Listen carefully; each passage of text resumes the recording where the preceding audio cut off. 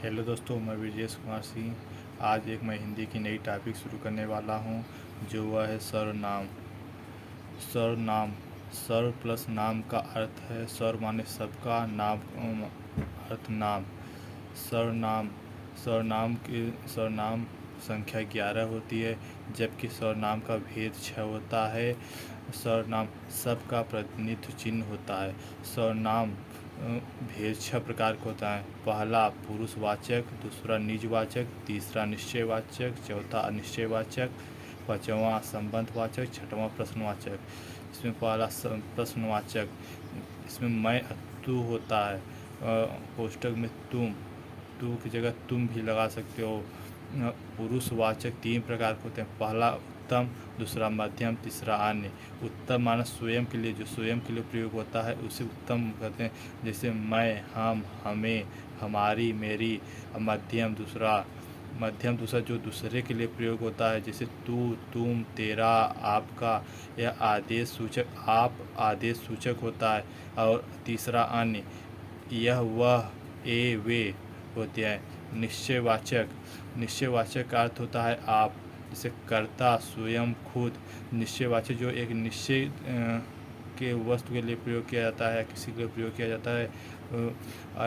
अनिश्चयवाचक अनिश्चयवाचक कोई सजीव, कुछ निर्जीव। अनिश्चयवाचक कोई सजीव के लिए प्रयोग होता है, कुछ निर्जीव के लिए।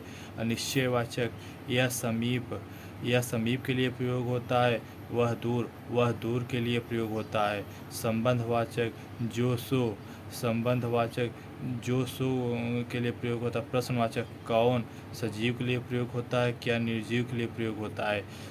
सर्वनाम की परिभाषा। सर्वनाम शब्द का निर्माण सर्व प्लस नाम के सहयोग से हुआ है, जिसका शाब्दिक अर्थ है सबका नाम या सभी का नाम।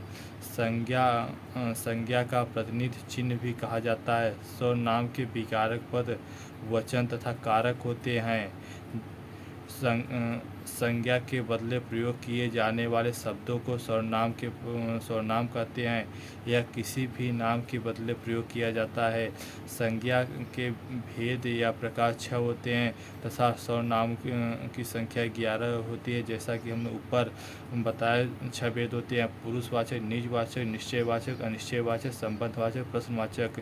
यह सर्वनाम के भेद हैं। सर्वनाम की संख्या 11 होती है, जैसा कि मैंने बताया। मैं, तू, आप, यह, वह, कोई, कुछ, जो, सो, कौन, क्या। यही सर्वनाम की संख्या 11 होती है। जैसा कि 1, 2, 3, 4, 5, 6, 7, 8, 9, 10, 11। संज्ञा जैसे पहला पुरुषवाचक सर्वनाम।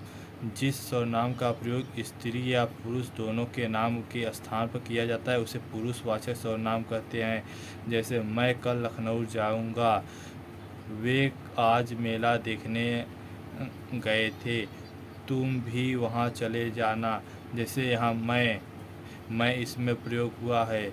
वे आज मेला देखने गए थे, तुम भी वहाँ चले जाना। जैसे यहाँ तुम है, यहाँ तुम का प्रयोग। पुरुषवाचक सर्वनाम 3 प्रकार के होते हैं, जैसे पहला उत्तम पुरुष, दूसरा मध्यम पुरुष, तीसरा अन्य। से पहला परिभाषा उत्तम पुरुष की, जैसे हमने बताया परिभाषा उसका, जो स्वयं के लिए प्रयोग होता है उसे उत्तम पुरुष कहते हैं। जैसे मैं, मेरा, मेरी, मेरे, मुझे, मुझको, मुझसे, यह एक वचन होता है। हम, हमारा, हमारी, हमारे, हमको, हमें, हमको, हमसे बहुवचन होता है। दूसरा मध्यम पुरुष, जिस सर्वनाम का प्रयोग श्रोता या सामने वाले के लिए किया जाता है उसे उत्तम पुरुष सर्वनाम कहते हैं। जैसा कि हमने पहले ही बताया, मध्यम पुरुष जो किसी अन्य के लिए प्रयोग किया जाता है उसे मध्यम पुरुष कहते हैं। जैसे तू, तुम, तुम्हारा, तुम्हारी, तुम्हारे, तुम्हें, तुमको, तुमसे। आप आदर सूचक के लिए प्रयोग किया जाता है। आपका, आपकी, आपके, आपको, आपसे। तीसरा अन्य पुरुष जिस सर्वनाम का प्रयोग वक्ता और श्रोता को छोड़कर अन्य किसी के लिए किया जाता है उसे अन्य पुरुषवाचक कहते हैं। जैसे वह, वे, उनका, उनकी, उनको, उनसे, उन्हें, उन्होंने, ये, यह।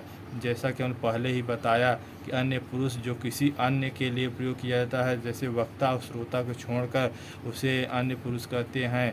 अब सर्वनाम की दूसरा निजवाचक सर्वनाम, जिस सर्वनाम का प्रयोग कर्ता स्वयं के लिए करता है उसे निजवाचक सर्वनाम कहते हैं।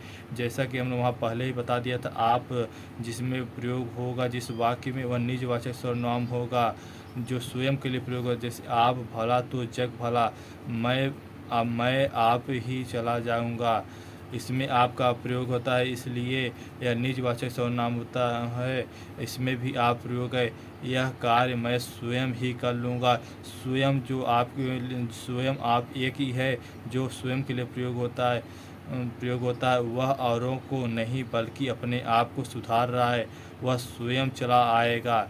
तीसरा निश्चयवाचक सर्वनाम, निकट या दूर के व्यक्तियों या वस्तुओं का निश्चयात्मक संकेत जिन शब्दों से व्यक्त होता है या प्रकट होता है उन्हें निश्चयवाचक सर्वनाम कहते हैं। जैसे वह राम का घर है, यह कलम है, वह ठीक होगा, ये अच्छे लोग, ये अच्छे बच्चे हैं, वे लड़के समझदार हैं।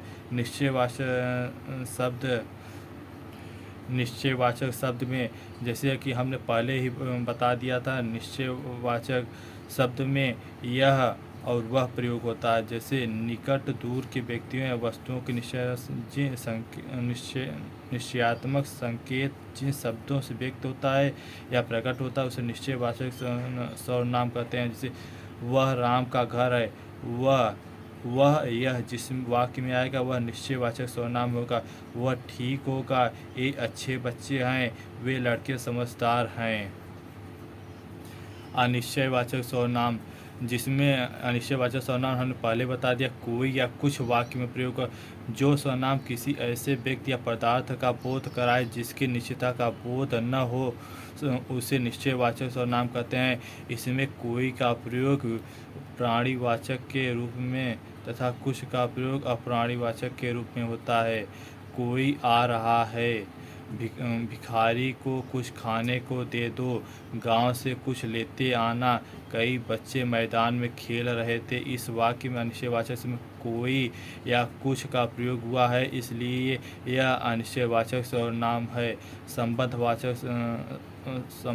सर्वनाम, जहाँ पर दो वस्तुओं अथवा दो व्यक्तियों की पारस्परिक संबंध प्रकट होता है वहाँ संबंधवाचक सर्वनाम होता है।